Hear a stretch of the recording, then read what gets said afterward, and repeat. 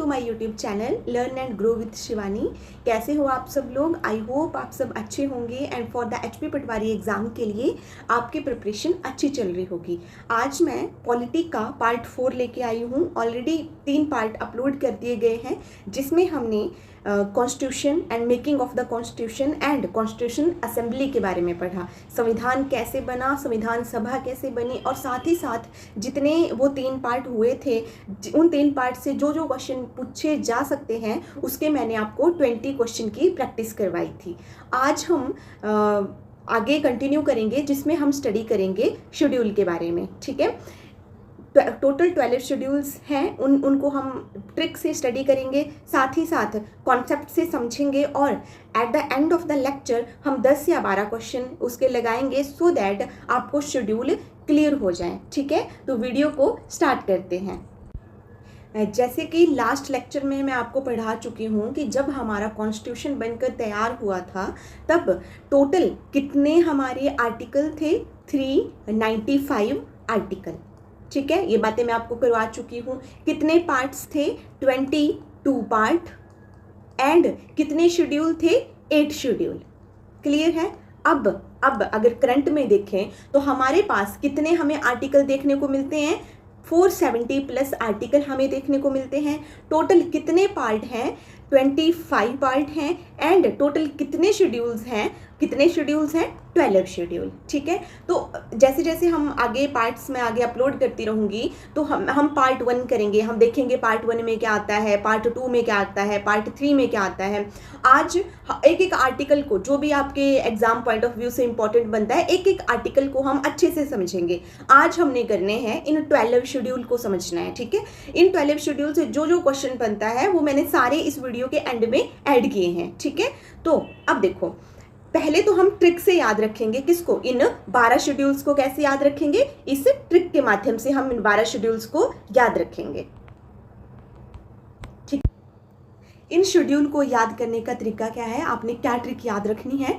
Tears of old PM. ठीक है, tears of old PM. अब देखो, हर एक अल्फाबेट से हमारे शेड्यूल्स बनेंगे। अगर हम टी से देखें तो क्या एक की पॉइंट बनता है? Territory and state. मैं इसको अच्छे से एक्सप्लेन करवाऊंगी आगे। अभी के लिए आपने जस्ट की पॉइंट ध्यान में रखने हैं। ठीक है, टी से क्या बनता है? Territory and state. तो अगर आपसे पूछे टेरिटरी एंड स्टेट किस शेड्यूल में मेंशन है तो कौन से शेड्यूल में मेंशन है? शेड्यूल नंबर 1 के अंदर। This is the schedule number 1। ठीक है, ई से क्या बनता है? एमलूमेंट। ठीक है, अब ये क्या होता है? This is salary. Salary and allowances के बारे में जो बात करता है वो कौन बात करता है? हमारा शेड्यूल नंबर 2। ठीक है, 3rd मैं इनको बिल्कुल एक्सप्लेन करके बताऊंगी आगे अगले स्लाइड पे। अभी के लिए आप जस्ट इन की पॉइंट को याद रखो। 3rd हमारा ए से क्या बनता है? अफर्मेशन एंड ओथ, मतलब प्रतिज्ञा वगैरह जो होती है वो किस शेड्यूल के अंदर आती है? शेड्यूल नंबर 3 के अंदर। ऐसे सीक्वेंस में ये 1, 2 एंड 3। 4th आर से, आर TEAR, टीयर्स का आर क्या हो गया? Rajya Sabha seat allocation. ठीक है, क्लियर है? एस से क्या? शेड्यूल एरिया के बारे में। ओ से क्या? अदर ट्राइबल एरिया के बारे में। देखो, अगर आपने कभी शेड्यूल नहीं पढ़े हैं, देखो जिन बच्चों ने ये पढ़ रखे हैं पहले, जिनको थोड़ी बहुत इनकी नॉलेज है, उनके लिए इजी रहेगा। बट अगर मान लो अगर आपको बिल्कुल भी पता नहीं है शेड्यूल होता क्या है कि तो भी आपने कोई घबराना नहीं है। इस स्लाइड के बाद मैंने आपको एक एक चीज अच्छे से एक्सप्लेन करनी है। ठीक है, क्लियर है? एफ से क्या होता है? Federal list. ओ से ऑफिशियल लैंग्वेज। ठीक है, अगर मान लो आपसे कोई पूछ ले कि ऑफिशियल लैंग्वेज कौन से शेड्यूल में है, ठीक है, तो कौन से शेड्यूल में बताओगे आप? देखो काउंट करके, 1, 2, 3, आर से 4, 5, 6, 7 एंड 8। तो आप क्या बोलोगे? जो हमारी ऑफिशियल लैंग्वेज है वो कौन से शेड्यूल में मेंशन है? शेड्यूल नंबर 8 में। ठीक है, नेक्स्ट एल से लैंड रिफॉर्म। क्या होता है लैंड रिफॉर्म? हम समझेंगे। डी से डिफेक्शन एंटी डिफेक्शन लॉ। ठीक है, ये कौन सा होता है? हमारा दल बदल कानून। मैं समझाऊंगी क्या होता है दल बदल कानून। ठीक है, उसके बाद पी से पंचायती राज, एम से म्युनिसिपैलिटीज। ठीक है, और ये जो ब्रैकेट में लिखा हुआ है ना 1985 52nd अमेंडमेंट से ऐड किया गया है, ये हम एक एक बात समझेंगे। ठीक है, तो सबसे पहले तो आपने क्या याद रखनी है? ये की पॉइंट जस्ट याद रखने हैं आपने। क्या ट्रिक रहेगा शेड्यूल को याद करने का? 12 शेड्यूल। ठीक है, पहले संविधान में कितने शेड्यूल थे? 8। ठीक है, बाद में 4 और जोड़े गए और अब करंट में कितने हैं? 12 शेड्यूल। 12 शेड्यूल का ट्रिक क्या रहेगा? टीयर्स ऑफ ओल्ड PM, ठीक है। 1 2 3 4 5 ऐसे ये काउंट करके कितने हैं, 12 है टोटल, ठीक है। तो ये की पॉइंट आप ध्यान रख लो। अब हम एक एक शेड्यूल को अच्छे से एक्सप्लेन करके समझते हैं, ठीक है। डन, ओके, ठीक है। अब देखो ये है हमारे शेड्यूल, ठीक है। शेड्यूल कितने हमारे, मैंने पिछली स्लाइड में आपको बताया 8 + 4 मतलब 12 शेड्यूल्स हैं। अब शेड्यूल 1 देखो, शेड्यूल 1 क्या था, ये ऊपर ट्रिक लिखी हुई है मैंने, टीयर्स ऑफ ओल्ड PM, है ना। तो शेड्यूल 1 हमारा क्या बोलता था कि list of the state and UT, ठीक है, list of state and UT, clear है। अब देखो मतलब टेरिटरी, टी से क्या बना, टेरिटरी। अब देखो मतलब क्या मतलब है इसका कि कितनी स्टेट और कितनी यूटी हैं उनकी लिस्ट रखना, ठीक है, उनकी इंफॉर्मेशन। तो कितनी स्टेट है हमारी, 28 और कितनी यूटी हैं, 8, ठीक है। तो ये किसके बाद, ये कौन सा शेड्यूल बताता है हमें, शेड्यूल नंबर 1, टेरिटरी। हमने ट्रिक पढ़ा था ना पीछे, टी से क्या, टेरिटरी। तो पहला शेड्यूल आपको ध्यान रहेगा, अगर आपसे पूछेगा list of the state and UT या list of the union territory के बारे में कौन सा शेड्यूल बताता है, तो कौन सा शेड्यूल बताता है हमारा, शेड्यूल नंबर 1। डन, ठीक है। अब देखो नेक्स्ट हमारा रहेगा शेड्यूल नंबर 2। अब देखो शेड्यूल 2 और 3 याद करने का बहुत ही आसान तरीका है। देखो पहले तो हम उन सिंबल को देख लेते हैं। ई से क्या बनता है, सैलरी एंड अलाउंसेस मतलब एमोलुमेंट्स, ठीक है। इसका क्या मतलब है, सैलरी, मैंने पीछे की पॉइंट में करवाया अब, ठीक है। अब देखो मान के चलो अगर आप कंफ्यूज हो जाओ कि ओथ 2 पे आएगा या सैलरी 2 पे आएगी तो कैसे याद रखना है। अगर मैं आपसे पूछ लूं कि आपको पहले पैसा चाहिए, पहले सैलरी चाहिए या पहले ओथ चाहिए, है ना, पहले शब्द लेनी है, तो हम लोग क्या बोलेंगे, सैलरी चाहिए, ठीक है। सैलरी को हम ज्यादा प्रेफरेंस देते हैं ना, तो आपने क्या याद रखना, ओथ से पहले क्या आता है, सैलरी, ठीक है। तो इसका मतलब शेड्यूल 2 में पहले क्या आएगा, सैलरी एंड अलाउंसेस, ठीक है, मतलब ई से एमोलुमेंट, क्लियर है। तो याद रहेगा टी से टेरिटरी हो गया हमारा, list of the state and UT, E से एमोलुमेंट मतलब सैलरी एंड अलाउंसेस। अब थर्ड यहाँ पर क्या है, ए है ना थर्ड सिंबल। तो शेड्यूल 3 किसकी बात करता है, ओथ एंड अफर्मेशन की, मतलब शब्द की बातें कहां से होती हैं, शेड्यूल नंबर 3 से, ठीक है, क्लियर है। आगे हम चलेंगे किस पर, शेड्यूल नंबर 4 के। अब देखो हमारा शेड्यूल 1 भी हो गया, 2 भी हो गया, 3 भी हो गया। अब आते हैं शेड्यूल नंबर 4 पे, उनकी पॉइंट को भी याद रखते चलो, ठीक है। क्या था शेड्यूल नंबर 4, TEAR मतलब राज्यसभा सीट, ऐसा लिखा था ना, allocations of the Rajya Sabha seat, 4 पे यही आया, एलोकेशंस ऑफ द सीट इन राज्यसभा। इस बात का क्या मतलब है कि राज्यसभा में किस स्टेट से कितनी सीट्स आएंगी वो कौन बताता है हमें, शेड्यूल नंबर 4। तो आपको ना डायरेक्ट क्वेश्चन पूछ लेगा, allocations of the seat in the Rajya Sabha mentioned in which schedule, तो कौन से शेड्यूल में मेंशन है, शेड्यूल नंबर 4 में मेंशन है, क्लियर है। आई होप आपको समझ आ रहा हो। डन, अब हम चलते हैं किस पे, 4 शेड्यूल आपको समझ आ गए। अब हम चलते हैं किस पर, schedule number 5 and schedule number 6 के ऊपर, ठीक है। शेड्यूल नंबर 5 में मैंने क्या लिखा हुआ है, स्पेशल 5th और 6th मैंने ऐसे क्यों बनाया हुआ है, क्योंकि ये दोनों ना थोड़े मतलब जो भी इनमें सिमिलरिटीज है इसलिए डिफरेंस के फॉर्म में पढ़ेंगे हम, है ना। Special provision related to administration of SC and ST, ठीक है। अब देखो हमने ट्राइब्स देखी हैं, है ना, बहुत सारी ट्राइब्स होती हैं। अगर आपने ऐसे रियल में नहीं कभी देखी है तो हम यूट्यूब्स पे देखती हैं। कुछ ट्राइब्स ऐसी होती हैं जो हमारे अंदर घुल मिल गई हैं और मतलब वो हमें ऐसा नहीं लगता कि जैसे ये ट्राइब है, मतलब हमारी तरह वो लाइफ स्टाइल ऐसी जी रही हैं। और कुछ ट्राइब्स ऐसी देखने को मिलती है जो जंगल में रह रही हैं अभी भी, मतलब पुराना अपना कस्टम, मतलब हम लोगों में जो घुलते मिलते नहीं है, ठीक है। एक ट्राइब वो हो गई, ठीक है, जो मतलब अभी एडवांस नहीं हुई या उसी में ही रह रही है। तो देखो जैसे प्रोविजन हमारे लिए दिए गए हैं, जैसे एडमिनिस्ट्रेशन गवर्नमेंट ने हमारी चलाई है, हम वही रूल और रेगुलेशन उन पे नहीं लगा सकते ना, है ना। वो जो ट्राइब जंगल में रह रही है वही टैक्सेस, वही जो भी एडमिनिस्ट्रेशन रूल हमारे ऊपर है वो एडमिनिस्ट्रेशन रूल हम उनके ऊपर लागू नहीं कर सकते हैं, है ना। तो उनके लिए क्या होगा, उनके हिसाब से, उनके रहन सहन के तरीके से स्पेशल कुछ अलग प्रोविजन बनाए गए हैं, अलग एडमिनिस्ट्रेशन के रूल, अलग चीजें उनके लिए बनाई गई हैं, ठीक है। तो शेड्यूल 5 किसकी बात करता है, special provision related to administration of SC and ST, ठीक है। डायरेक्ट क्वेश्चन आता है, स्पेशल प्रोविजन मतलब अलग से प्रोविजन जो उनके एडमिनिस्ट्रेशन के लिए बनाए गए हैं SC एंड ST के लिए, वो कौन से शेड्यूल में आते हैं, तो कौन से शेड्यूल में आते हैं, शेड्यूल नंबर 5 के अंदर, क्लियर है? ठीक है, अब देखो शेड्यूल नंबर 6 को समझते हैं। शेड्यूल नंबर 6 में मैंने क्या लिखा है, special provision related to administration of ST area, related to administration of ST area. ठीक है, अब वो भी कहाँ की, वो भी कहाँ की, कुछ स्पेशल स्टेट की। जैसे कि देखो, जैसे कि 4 स्टेट, यहां से क्वेश्चन पूछता है शेड्यूल 6 कौन सी 4 स्टेट के लिए एप्लीकेबल है। ठीक है, तो आसाम पहली क्या हो गई, आसाम। ठीक है, दूसरी मैंने लिखी हुई है यहां पर, दूसरी कौन सी है हमारी, Meghalaya. Third one is a Tripura and then Mizoram. 4 ये कौन है, नॉर्थ ईस्ट स्टेट है ये चारों की चारों। ठीक है, यहाँ की जो पॉपुलेशन है ना, एसटी पॉपुलेशन है, उसके लिए जो स्पेशल प्रोविजन बनाए गए हैं वो कौन से शेड्यूल में आते हैं, शेड्यूल नंबर 6 में। ठीक है, अब ऐसे क्वेश्चन पूछेगा, special provision made for the ST of the Tripura comes under which provision. तो कौन से प्रोविजन के अंदर आते हैं, प्रोविजन मतलब कौन से शेड्यूल के अंदर आते हैं, तो कौन से शेड्यूल के अंदर आते हैं, शेड्यूल 6 के अंदर। अब आपको ये 4 स्टेट कैसे याद रखनी है, इसके लिए एक छोटा सा ट्रिक है, ये लिखा हुआ है मैंने, क्या इसके लिए छोटा सा ट्रिक क्या रहेगा आपका, अमी मित्री। ठीक है, अमी मित्री। देखो ए से क्या बन गया आपका, अमी मित्री से ए से बन गया आपका असम। तो पहली स्टेट क्या हो जाएगी, असम। ठीक है,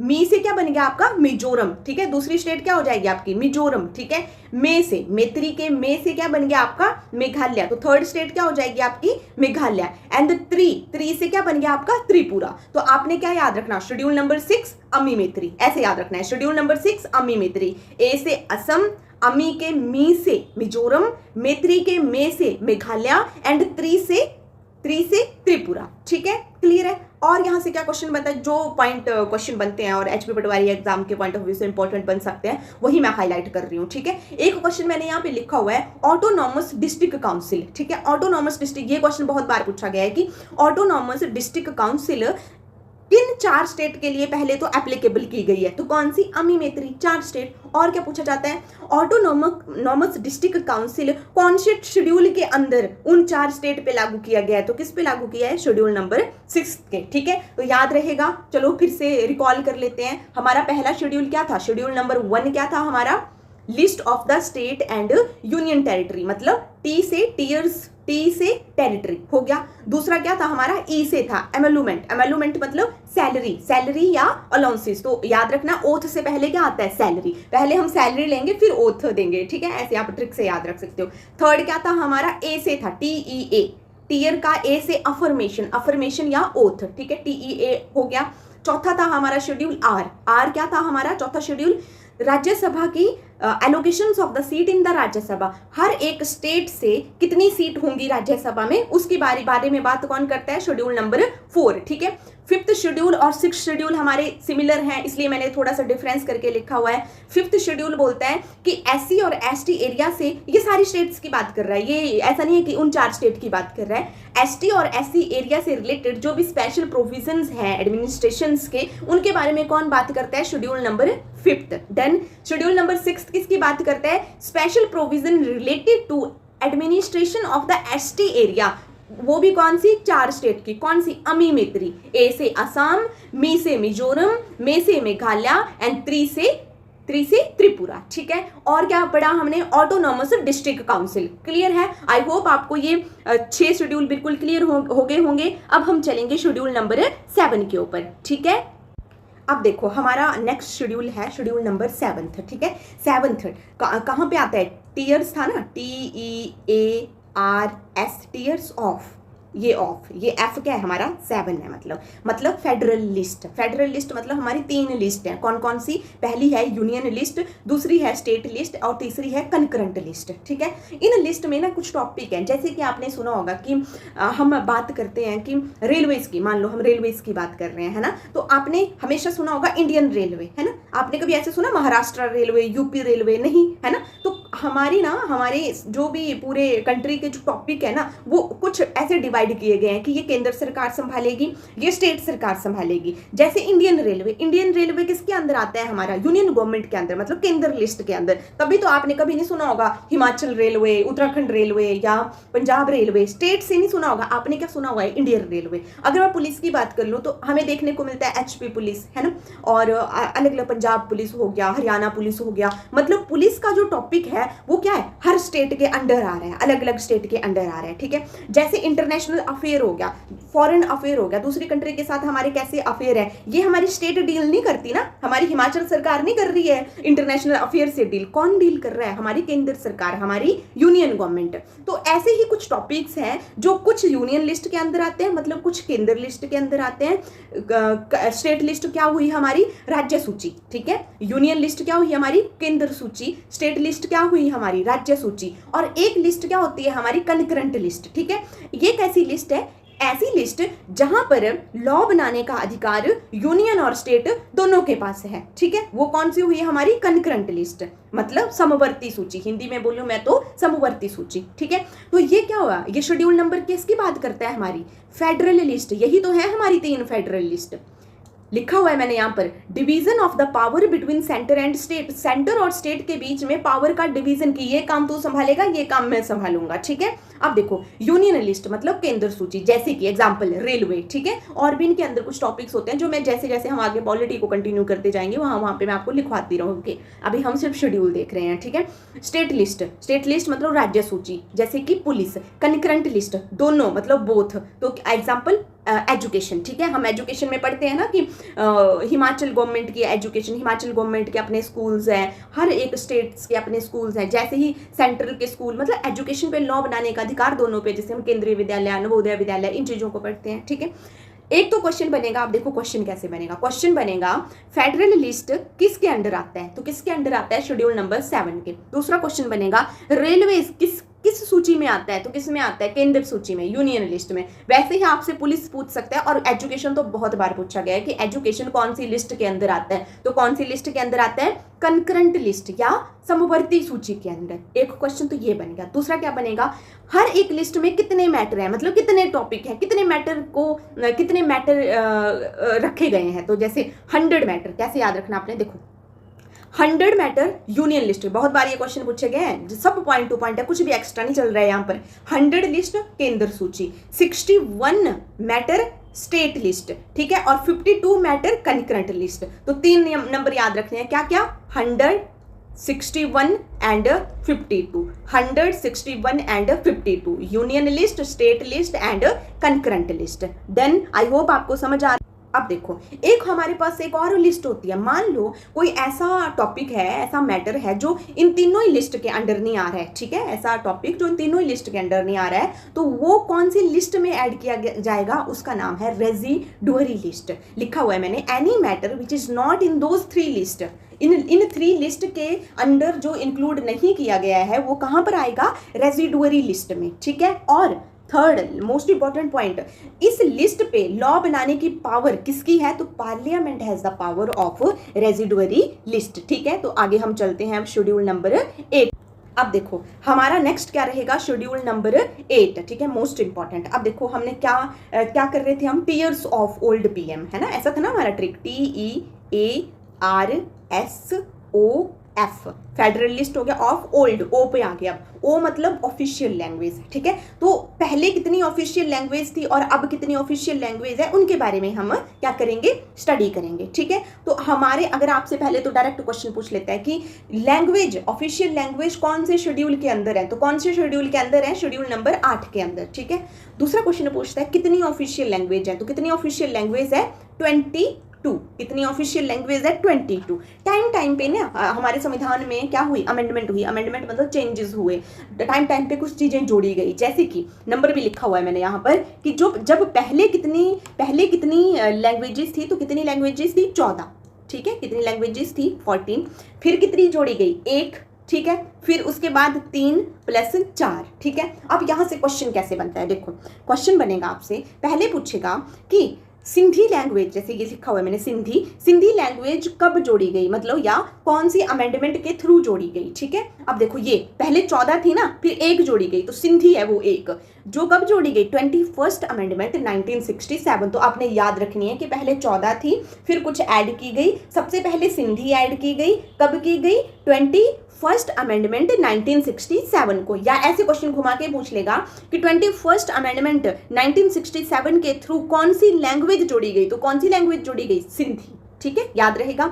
नेक्स्ट हमारा क्वेश्चन बनता है, फिर उसके बाद क्या जोड़ी गई, 3 जोड़ी गई। 3 कौन सी थी, तो याद रखना कोंकणी, मणिपुरी एंड नेपाली। कौन कौन सी, कोंकणी, मणिपुरी, नेपाली।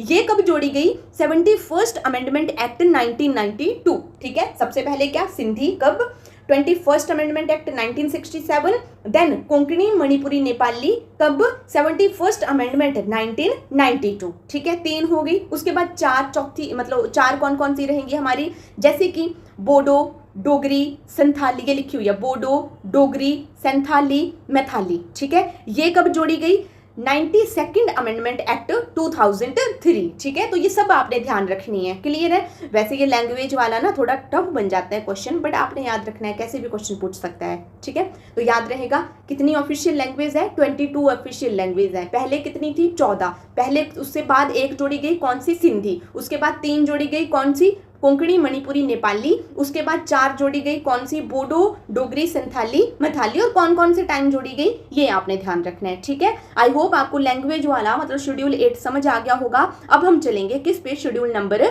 9 के ऊपर। अब हमारा रहेगा next schedule number 9, land reform of abolition of zamindari system. ठीक है, अब ये जमींदारी सिस्टम क्या होता है, वैसे हम हिस्ट्री में पढ़ेंगे लॉर्ड कॉर्नवेलिस ने क्या क्या किया था, वो चीज़ें बाद में आएंगी। थोड़ा सा यहाँ पे मैं क्या बता देती हूँ कि जब हमारे ऊपर ब्रिटिश गवर्नमेंट का राज चल रहा था ना, तो क्या हुआ था कि एक परमानेंट, एक कौन थे पहले लिख लो, थोड़ा सा समझा देती हूँ, लॉर्ड कॉर्नवेलिस ने एक सिस्टम सेट करा जिसका नाम था परमानेंट सेटलमेंट सिस्टम।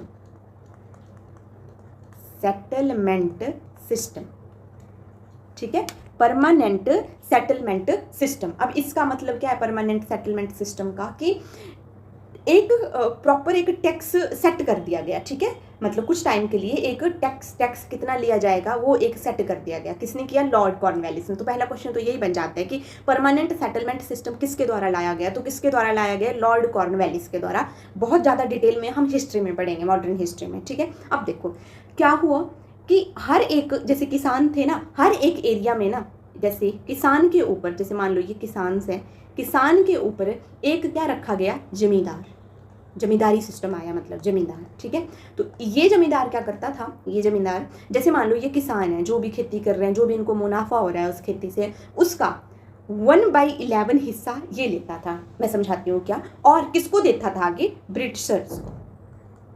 इसको ब्रिटिशर्स को।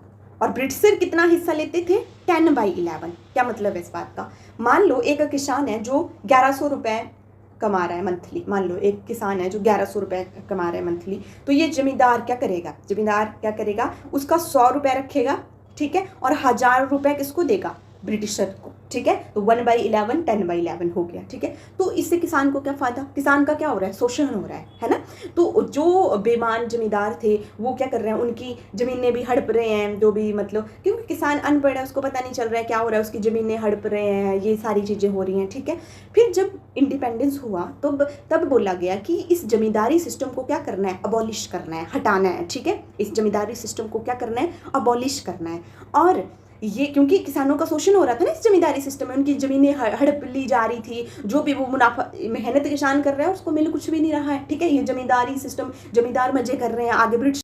आप देखो आफ्टर इंडिपेंडेंस के बाद ये जो जमींदारी सिस्टम था ना, इसको बंद किया गया। और ये किस में आया, land reform of abolition of zamindari system. और ये किस में आया, शेड्यूल नंबर 9 में। ठीक है, और संविधान का जो, अगर पूछ ले आपसे, संविधान का पहला अमेंडमेंट, जो संविधान में पहला चेंज लाया गया ना, वो क्या था, शेड्यूल नंबर 9। और क्या था, फर्स्ट कॉन्स्टिट्यूशनल अमेंडमेंट 1951। तो ये क्वेश्चन क्या, पहला क्वेश्चन कैसे बनता है यहाँ से शेड्यूल नंबर 9 लाइन से कि संविधान में पहला अमेंडमेंट कब किया गया। पहला क्वेश्चन तो ये बनता है, तो कब किया गया, फर्स्ट अमेंडमेंट कब हुआ, 1951 को। दूसरा क्वेश्चन पूछता है कि संविधान में जो पहला अमेंडमेंट किया गया उसमें कौन सी सूची जोड़ी गई, तो कौन सी सूची जोड़ी गई, शेड्यूल नंबर 9 वाली सूची जोड़ी गई, ठीक है। अच्छा, तीसरा क्वेश्चन क्या पूछता है, direct land reform of abolition of the zamindari system कौन से शेड्यूल के अंडर आता है, शेड्यूल नंबर 9। एक ही क्वेश्चन को देखो 4 एस्पेक्ट से पूछ लेगा। या क्वेश्चन कैसे पूछता है कि land reform of abolition of the zamindari system कौन से अमेंडमेंट के थ्रू ऐड किया गया, तो कौन सी अमेंडमेंट के थ्रू ऐड किया गया, फर्स्ट अमेंडमेंट 1951 को। मतलब हमारे संविधान में जो पहला अमेंडमेंट हुआ वो क्या था, शेड्यूल नंबर 9 था, ठीक है। तो जो सबसे पहले मैंने आपको एक लिस्ट करवाई ना, जैसे ये लेक्चर खत्म हो जाएगा तो आपने इस लिस्ट से मैच करना है, वो क्या है, की पॉइंट है याद रखने के लिए, ठीक है। तो रट्टा नहीं लगाना है, यहाँ से समझना है, फिर वहां पर आपको सब याद हो जाएंगे। क्लियर है। हमारा जो नेक्स्ट शेड्यूल रहेगा वो क्या रहेगा, शेड्यूल नंबर 10, ठीक है। शेड्यूल नंबर 10 क्या बोलता है, एंटी डिफेक्शन लॉ, ठीक है। अब ये एंटी डिफेक्शन लॉ क्या होता है, दल बदल कानून, दल बदल कानून, ठीक है। क्या मतलब है इस बात का, देखो जैसे कि मान लो एचपी गवर्नमेंट की मैं बात ले लूँ, मान लो कि विधानसभा की कुछ सीट है या किसी भी गवर्नमेंट की बात ले ली, मैंने समझाना ही है आपको ये। मान लो किसी गवर्नमेंट की मैंने बात ले ली जहाँ पर 71 सीट्स हैं विधानसभा की, ठीक है। कितनी सीट है विधानसभा की, 71, ठीक है। मान लो उसमें से 30 ले ली किसी कांग्रेस ने ले ली, मान लो 30 पे कौन आ गया, कांग्रेस आ गया, ठीक है। 31 पे कौन आ गया, बीजेपी आ गया, ठीक है। किसी और पे मान लो 5 पे या 3 पे क्या आ गया, आम पार्टी आ गई, ठीक है। और भी अदर्स वगैरह, ठीक है, कोई ऐसे ऐसे आ गई किस पे, 71 सीट्स पे, ठीक है। तो पहले क्या होता था कि अब बीजेपी अगर चाहे, ऐसा हो जाता है ना कि यहाँ के जो मिनिस्टर हैं वो यहाँ की सीट्स को वो खरीद लेगा। अगर बीजेपी ने खरीद लिया तो क्या हो जाएगा, बीजेपी विनर हो जाएगी, बीजेपी जीत जाएगी। अगर बीजेपी की कुछ सीट्स को इन्होंने ले लिया तो क्या हो जाएगा, कांग्रेस विनर हो जाएगी। तो ये हो जाता था पहले, ठीक है। तो ये क्या होता था कि मान लो बीजेपी का एक क्या चाहता है कि मैं यहाँ पे चला जाऊँ, एक मिनिस्टर को किसने खरीद लिया, कांग्रेस ने ले लिया, ठीक है, चला गया यहाँ पर, या 2 को चला गया, 2 चले गए यहाँ पर, तो यहाँ पर कितनी हो गई, 32। तो कौन विनर हो जाएगा, कांग्रेस, है ना। हालांकि बीजेपी की सीट्स ज़्यादा थी बट विनर कौन हो गया, कांग्रेस। ऐसे एक्सचेंज में हो सकता है कि ये बीजेपी ने इसको ले लिया तो बीजेपी जीत जाएगी। अब देखो जो 2 बंदे या एक बंदा इधर से उधर गया जिसकी वजह से वो दूसरी पार्टी विनर हो गई, आप खुद सोचो उसको सीट किसके नाम पर मिली, वो जीता किसके नाम पर, उसकी पार्टी के नाम पर, ठीक है। जैसे मान लो बीजेपी के बंदे को कांग्रेस वाले ने खरीद लिया तो कांग्रेस विनर हो गई, बट जो बीजेपी के उस पर्सन को उन्होंने खरीदा, उस सीट को खरीदा, उसको वोट किसकी सीट पे मिले थे, बीजेपी की सरकार की वजह से मिले थे ना। हो सकता है अगर वो बीजेपी में ना होता तो वो नहीं विन करता, ठीक है। तो ये जो जीतने के बाद दल को बदल देना, ये बंद किया गया किसके तहत, एंटी डिफेक्शन लॉ के तहत, ठीक है। अब देखो पर ऐसा तो अभी भी देखने को मिलता है ना, ये चीज़ तो अभी भी देखने को मिलती है। तो क्या है एंटी डिफेक्शन लॉ, फिर मैं यहाँ पे बोल रही हूँ कि ये एंटी डिफेक्शन लॉ है, इसको बंद किया गया डिफेक्शन मतलब दल बदल कानून को, तो अभी भी तो दल बदले जाते हैं ना। अब देखो अगर बीजेपी का या कांग्रेस का मोर देन 2/3, ठीक है, ज़्यादा मेंबर, आधे से भी ज़्यादा मेंबर अगर इधर जाना चाहते हैं ना तब वो जा सकते हैं, ठीक है। क्योंकि हमने वोट किसको दिए थे, बीजेपी को, और बीजेपी के ही आधे से ज़्यादा मेंबर कहाँ जाना चाहते हैं, कांग्रेस में, तो जाएंगे। बट अगर मान लो 1 या 2 जाना चाहता है तब नहीं होगा ये, ठीक है। This is called anti defection law, दल बदल कानून, ठीक है। और ये किसके तहत आता है, शेड्यूल नंबर 10 के तहत। अब आपसे क्वेश्चन पूछा जाएगा, पहला तो डायरेक्ट क्वेश्चन, शेड्यूल 10 के अंदर क्या आता है, एंटी डिफेक्शन लॉ, ठीक है। दूसरा कौन से अमेंडमेंट से जोड़ा गया, तो कौन से अमेंडमेंट से जोड़ा गया, 52nd अमेंडमेंट 1985, 52nd अमेंडमेंट 1985। और ये कब किया गया, राजीव गांधी की गवर्नमेंट के टाइम। ये तीनों क्वेश्चन बनते हैं, सब इंपॉर्टेंट लिखा हुआ है मैंने इन नोट्स पे, ठीक है। ये मेरे रिवीजन वाले नोट्स हैं, रफ वाले नोट्स हैं। डन, क्लियर है, ठीक है। अब चलते हैं हम schedule number 11 and schedule number 12 पे। इन दोनों शेड्यूल्स को हम साथ में समझेंगे। डन, ठीक है। देखो हमारा शेड्यूल नंबर 11 क्या रहेगा, हमारा शेड्यूल नंबर 11 मतलब पहले एक कॉमन से समझते हैं, ठीक है। लोकल गवर्नमेंट हमारी कैसे कैसे मतलब डिवाइड की गई है, रूरल मतलब गांव और अर्बन शहरी क्षेत्र में, ठीक है। रूरल में क्या आता है, पंचायती राज, और अर्बन में म्युनिसिपैलिटीज, ठीक है। तो ये जो पंचायती राज सिस्टम है ये कब कौन से शेड्यूल के तहत ऐड किया गया, तो कौन से शेड्यूल के तहत ऐड किया गया, 11th schedule added by, this is the 11th schedule. पहले तो क्वेश्चन पूछेगा पंचायती राज कौन से शेड्यूल के तहत होता है, तो कौन से शेड्यूल, 11th शेड्यूल। और अगर आपसे पूछ ले म्युनिसिपैलिटीज कौन से शेड्यूल, तो 12th शेड्यूल, ठीक है। अगर आपसे पूछ ले कि 11वां शेड्यूल कौन से संविधान संशोधन से हुआ, तो कौन सा, 73rd संविधान संशोधन या 73rd कॉन्स्टिट्यूशन अमेंडमेंट एक्ट 1992। और हमारा जो 12th शेड्यूल है मतलब म्युनिसिपैलिटीज का, वो कब, 74th amendment, 74th constitution amendment 1992। तो 73rd 1992 पंचायती राज, 74th 1992 म्युनिसिपैलिटीज, एक 11th शेड्यूल एक 12th शेड्यूल, और दोनों कब इंप्लीमेंट किए गए, 1993 में। डायरेक्ट क्वेश्चन आते हैं, ठीक है। और क्या क्वेश्चन यहाँ से पूछता है कि पंचायती राज के अंदर कितने मैटर हैं, कितनी आइटम्स हैं, तो कितनी आइटम्स हैं, 29, ठीक है। और अगर आपसे पूछ ले म्युनिसिपैलिटीज के तो कितनी, 18। तो ये 2 नंबर आपने याद रखने, दिस इज पंचायती और 18 क्या है हमारा, म्युनिसिपैलिटीज, ठीक है। क्लियर है, आई होप आपको ये वीडियो समझ आई होगी। अब हम क्या करते हैं, उन्हीं जो सबसे पहले मैंने करवाई था ना स्लाइड, उसी के ऊपर चलते हैं, ठीक है। डन, अब देखिए, ठीक है। अब हम अब देखो, पहले में मे भी आपको ये टफ लग रहा होगा, बट अब इजी लगेगा बिल्कुल, ठीक है। देखो पहला क्या था, टेरिटरी, है ना, टी से territory, tears of old PM. Territory मतलब टेरिटरी एंड स्टेट मतलब union territory and state, 28 state 8 union territory, हो गया पहला। दूसरा क्या था, एमेलुमेंट्स मतलब सैलरी एंड अलाउंसेस, तो कौन सा बात करता था, schedule number 2, this is 1 this is 2, ठीक है। थर्ड हमारा क्या था, ए से क्या था, ओथ एंड अफर्मेशन, ठीक है। तो ये कौन से शेड्यूल के अंदर आता है, 3 शेड्यूल के अंदर। चौथा क्या था, राज्यसभा सीट एलोकेशन, आर से बन गया, ठीक है जी। फिर 5वां क्या था हमारा, शेड्यूल एरिया की बात करी थी ना, SC एंड ST, यहाँ पर क्या आ जा रहा है, SC, ST के लिए स्पेशल प्रोविजन, ठीक है। ओ से क्या था, टीयर्स ऑफ, ओ से क्या था हमारा, ये क्या है हमारा 6th schedule, other tribal area मतलब क्या है, ST, और कौन से, वो 4 states, special provision for the ST of those 4 state, north east की जो 4 स्टेट थी जिनको हमने अमिमेत्री से ऐड किया था। नेक्स्ट क्या था हमारा, F से फेडरल लिस्ट, 3 फेडरल लिस्ट हमने पढ़ी, यूनियन मतलब केंद्र सूची, राज्य सूची एंड समवर्ती सूची। उसके बाद हमारा ऑफिशियल लैंग्वेज, 22 ऑफिशियल लैंग्वेज, ठीक है ना, किया ना हमने 22 ऑफिशियल लैंग्वेज। और क्या क्या थी हमने देखी, बोडो कब जोड़ी गई, सिंधी कब जोड़ी गई, वो सारी हमने देखी। उसके बाद लैंड रिफॉर्म, जमींदारी सिस्टम वाला लैंड रिफॉर्म कब आया, 1st अमेंडमेंट से, ठीक है। एंटी डिफेक्शन लॉ, ये लिखा है यहाँ पर, 52nd अमेंडमेंट 1985, है ना, दल बदल कानून, पंचायती राज एंड म्युनिसिपैलिटीज, ठीक है। तो आई होप आपको ये वीडियो समझ आई होगी। अब हम इसके लगा रहे हैं क्वेश्चन, क्लियर है। अब देखो यहाँ से क्या क्या क्वेश्चन बनते हैं, ठीक है। पहला क्वेश्चन है, which schedule list the states and union territory, अभी हमने पढ़ा, कौन सा, शेड्यूल नंबर 1, क्या आंसर हो जाएगा, ए।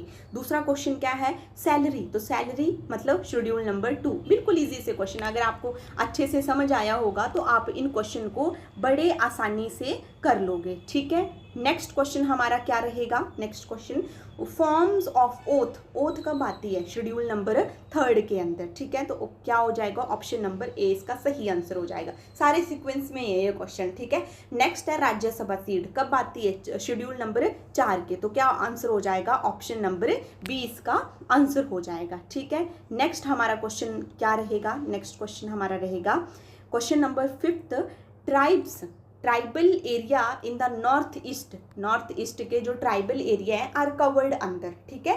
तो यहाँ पर ऑप्शन मतलब एक शेड्यूल 5 भी दिया हुआ है, शेड्यूल 6 भी दिया हुआ है, तो इसका आंसर क्या हो जाएगा, शेड्यूल 6 मैंने करवाया। कौन सी, यहाँ से पूछ सकता है कौन सी वो नॉर्थ ईस्ट की स्टेट है, तो अमिमेत्री से याद रखना है, ठीक है। नेक्स्ट क्वेश्चन पूछ रहा है, union state and concurrent list, हमने पढ़ा कहाँ किस अंडर आती हैं, ये 3 फेडरल लिस्ट हैं जो किस शेड्यूल के अंदर आती हैं, शेड्यूल नंबर 7 के तहत, तो क्या आंसर है, शेड्यूल नंबर 7, ठीक है। नेक्स्ट क्वेश्चन क्या हो जाएगा हमारा, official language are listed in official language, मतलब शेड्यूल नंबर 8। ठीक है, मैं क्वेश्चन थोड़ा जल्दी से करवा रही हूँ क्योंकि वीडियो बहुत ही लंबी चली जाएगी और हमने बहुत ही डिटेल में पढ़ लिया, तो आप क्वेश्चन आराम से कर लोगे। ठीक है, नेक्स्ट क्वेश्चन हमारा क्या रहेगा, anti defection law is in. ठीक है, तो कहाँ था हमारा anti defection law, schedule number 10 के तहत। ठीक है, आई होप आपको ये वीडियो समझ आई होगी।